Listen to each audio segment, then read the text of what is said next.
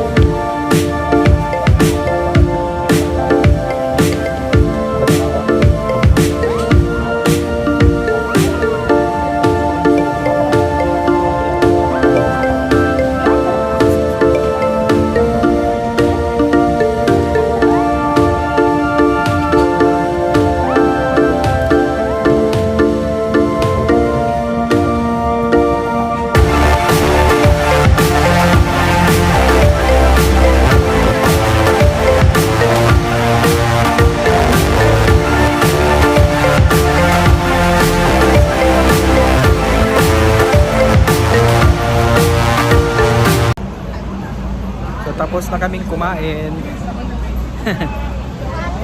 Pero honestly, hindi masarap yung kinain namin.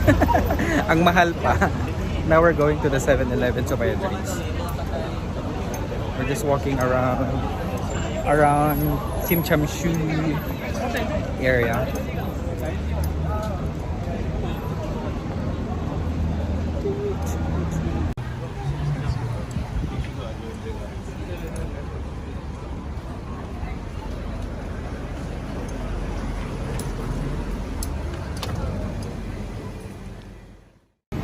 Second day here in Hong Kong, and we just got here in Mong Kok from Tsim Sha Tsui station, and right now it's already 11 AM and naghahanap kami ng makakainan. Tapos nakapag-check out na rin kami sa first hotel namin, and then check into the second.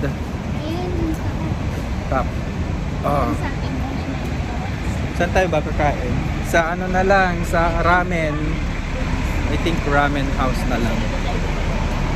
So, sabi nila bagyo, pero wala naman. It's so sunny here. Ang init, mainit. Wala naman bagyo. Hindi pa namin alam yung pupuntahan natin. Actually. Wait, I'll show you guys yung view na dinadaanan namin today.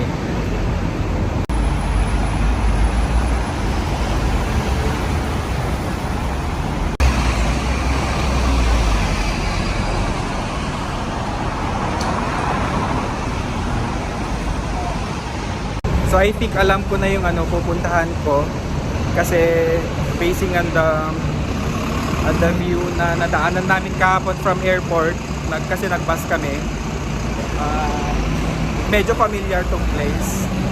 Ayan, ingay ng bus. Alam ko na. So, ramen it is.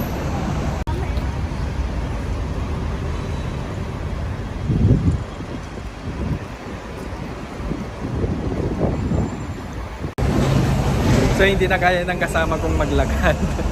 So, I guess, dito na lang kami kakain. Dito sa Lucky Cafe Restaurant.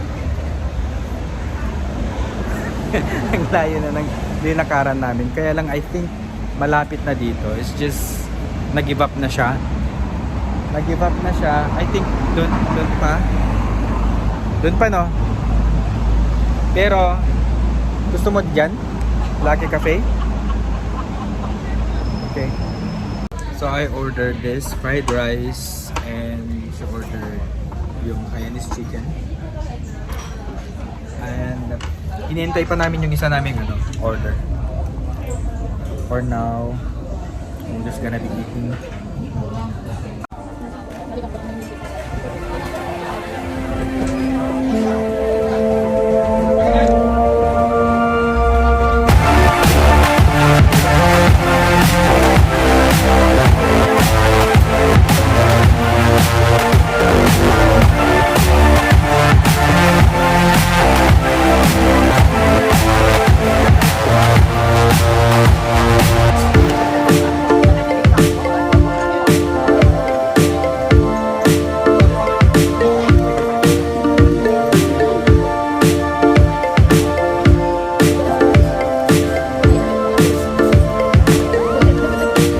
Tapos na kaming kumain. And honestly, hindi ko nagustuhan yung yung food, di ba? Hindi siya gaano kasarap. And for me, parang okay na rin yung presyo, pero pag kinonvert mo sa peso natin, of course, medyo mahal. Kaya lang para dito, for a restaurant, okay na rin yung presyo. So far, yung mga kinainan ko or kinainan namin, wala pa akong na gugustuhan. Siguro wala lang talaga, hindi lang talaga sakto sa sa taste buds ko yung food dito. So pero hindi, I won't give up. I wanna look for a restaurant that will suit my taste buds and magugustuhan ko.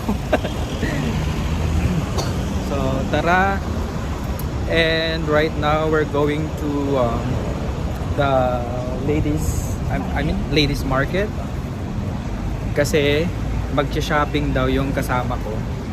O di ba? Nakapag-shopping na siya, meron na siyang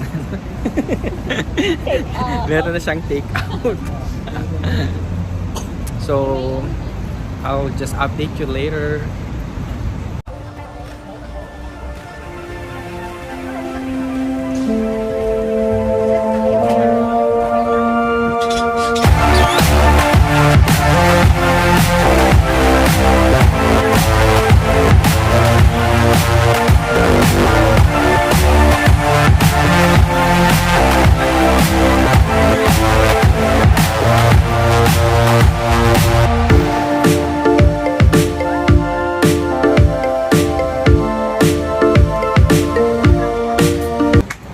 We're finally here.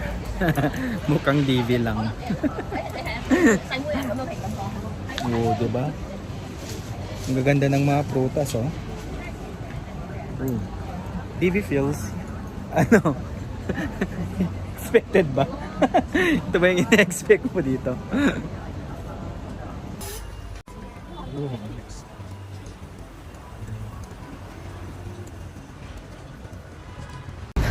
Kakatapos lang namin mag-grocery with my OFW friend. Iuwi na daw sa Pilipinas ng mga to chocolate. So, anong feeling ng after 1 year makakauwi ka sa Pilipinas? After 7 years? Kasi nasdaktan ako ng COVID dito. Oh, na COVID siya. Tingnan niya. Until now, hindi pa gumagaling. Feeling ko, libre mo ko ng one drink tonight kasi ako yung taga-Bitbit. Diba? Oh, meron naman doon ang bibili. Okay, I think parang masarap tong patisserie na to. Starcy Square Bakery. Let's see inside. Para tawag mo sa ano? Oh, may mooncake sila oh. Should we buy now or tomorrow?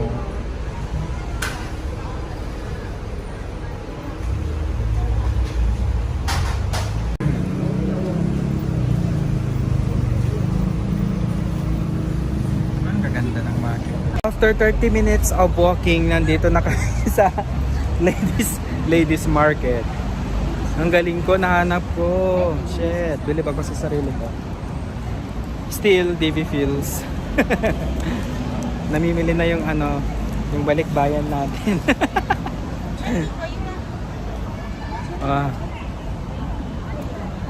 Anyway, let's check it out kung anong mabibili natin. Guys, sino may gusto ng Crocs? Crocs. Easy. What else? Ang dami nang nabili, guys.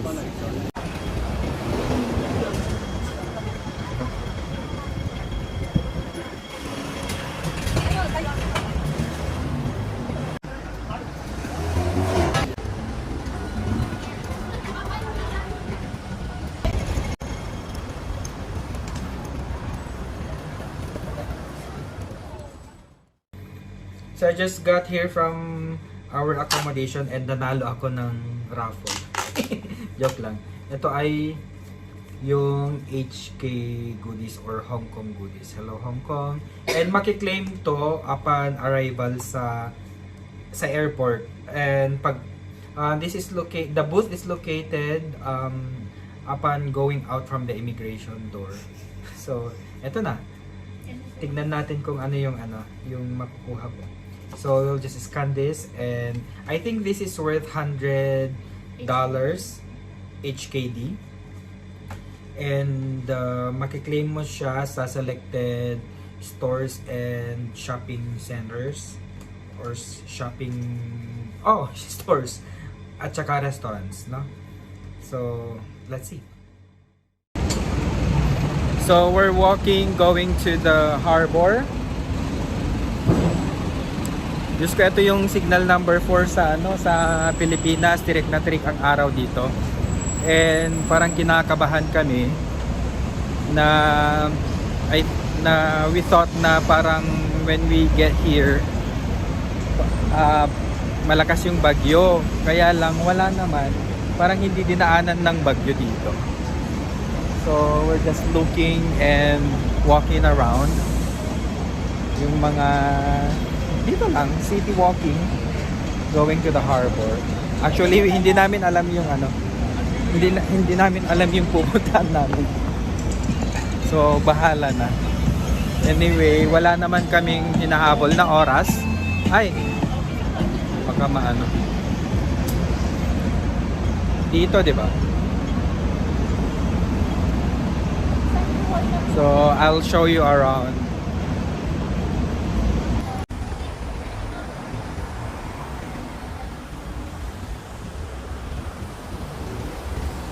So, dyan kami pupunta. Starfair Avenue Stars, Station Water Taxi, whatever.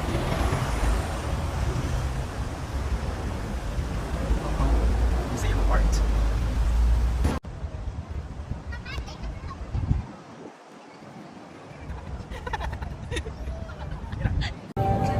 We are now here in Victoria Harbor. No? Victoria Harbor.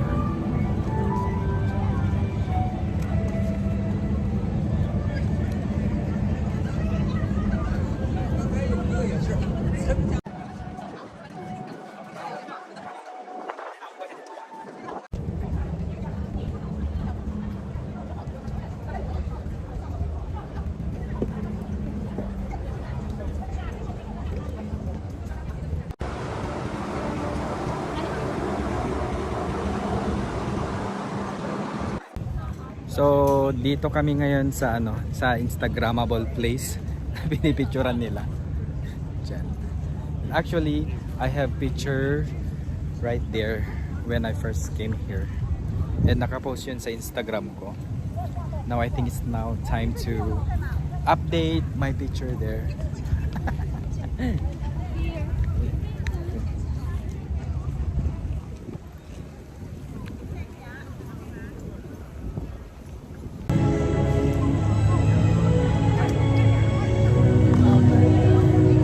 So nagutom kami.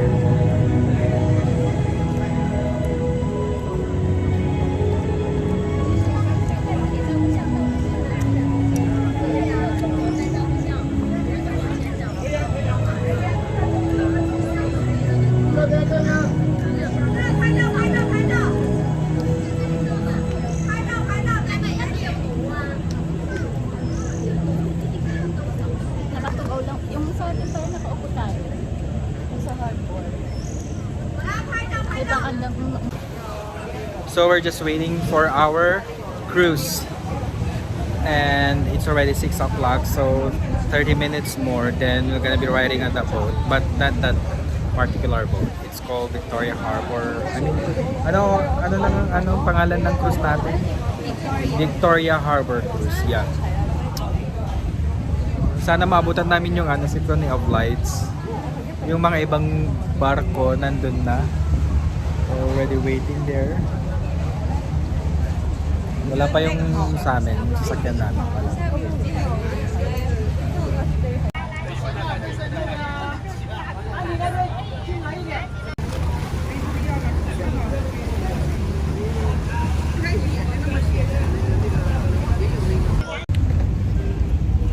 So nasa na kami sa barko, nasa yate.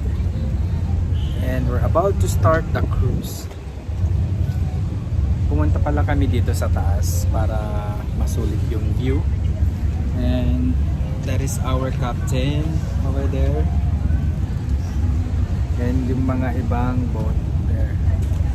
Yan.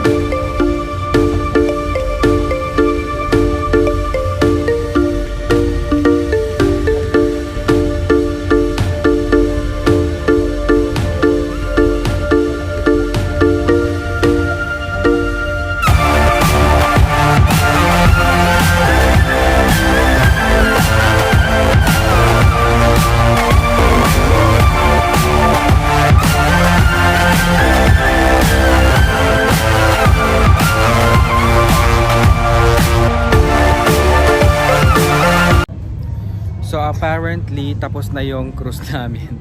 Hindi naabutan yung show ng Symphony of Lights. Kaya lang nasa viewing deck kami kasi we're waiting for the show at 8 PM. Yan. Tambay-tambay muna kami dito.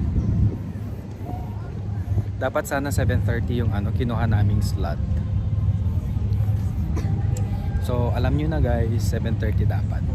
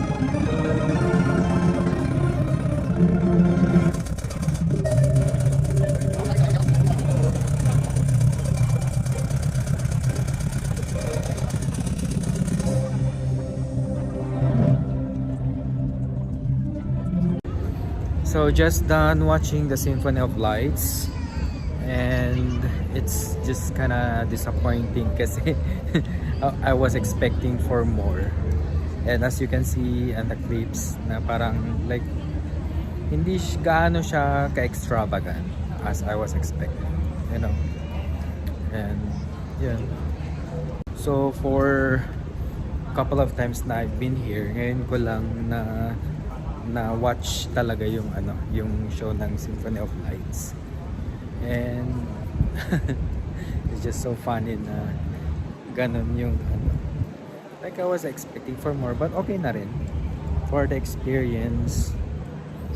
And yun, nakakapagod na araw, mahaba-habang lakaran, so my legs and feet are so tired right now. But I think this is our last night here in Hong Kong, so I'm planning to make sulit out of it.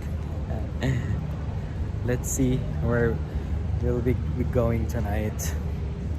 I'll update you guys. We are here now sa Causeway Bay. Ang ganda talaga ng Causeway Bay.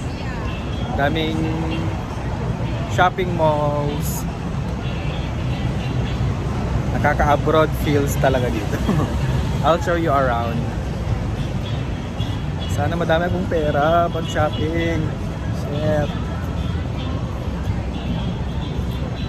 So I'll show you around, guys.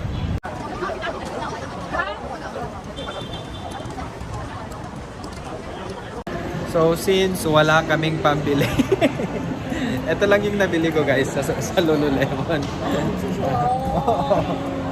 Yung ano lang siya, small bag, and I'll show you later.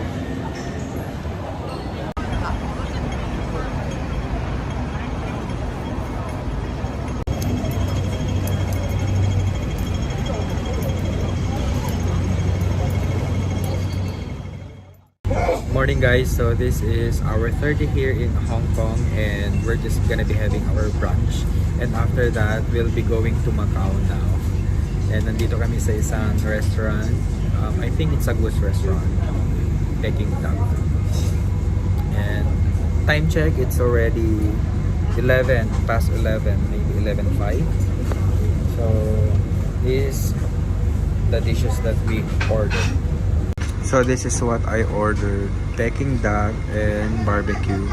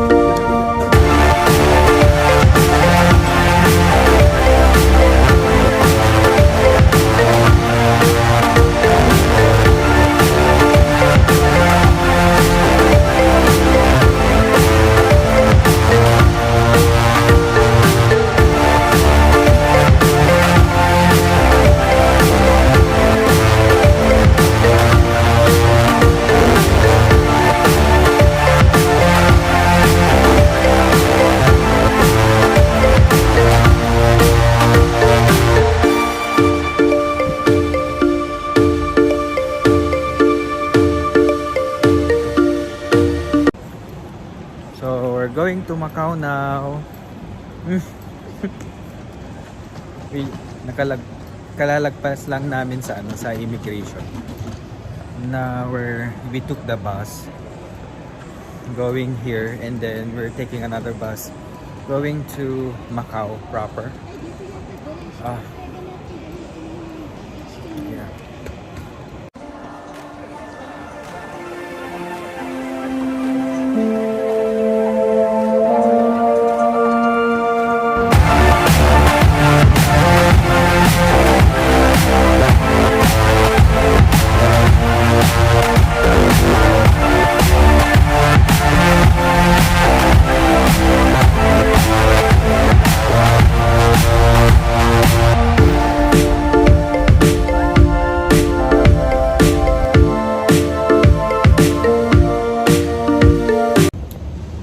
Just arrived here in Macau. We're going out now. Just arrived here.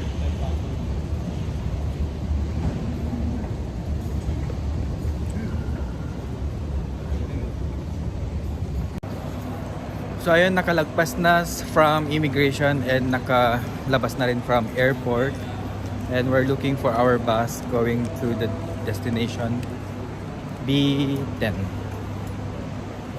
B20. So, ang daming bus dito. And umuulan guys. Pero mainit. We're here sa Senado Square. And naabutan na kami ng ulan. Lakas ng ulan. Bus. And I'll show you around.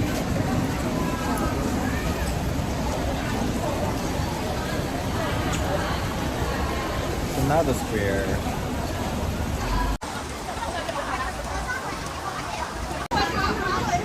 Bumili kami ng TikTok.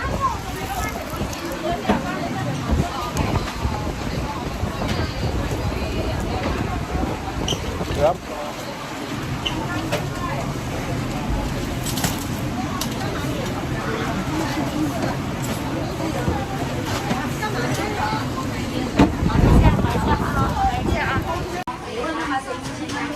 Guys, may free taste sila.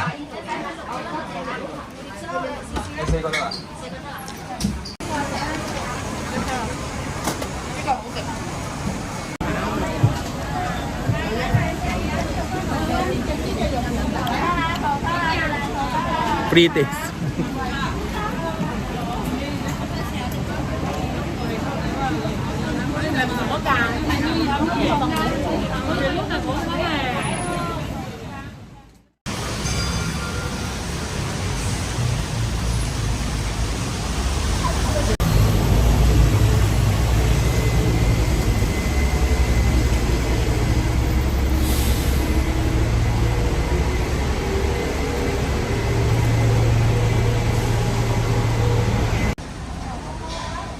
So I'm on my way to St. Paul Ruins. Ito yung way papunta St. Paul Ruins sa doon. Just go straight. Street food. I ordered street food.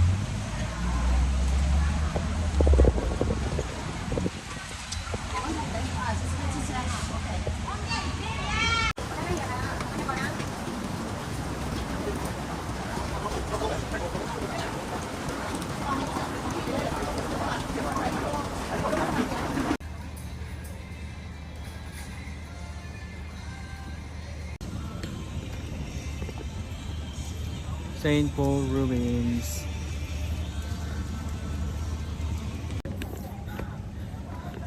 So umakyat ako to the St. Paul Ruins. Ito siya.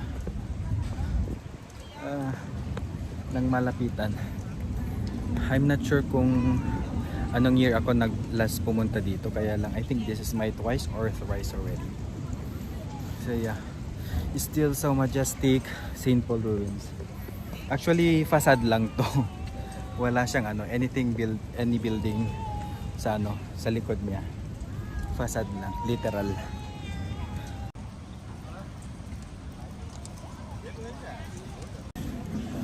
So from here, you can see the Lisboa Tower, Lisboa Hotel over there. Yan. Ito, oops. 360.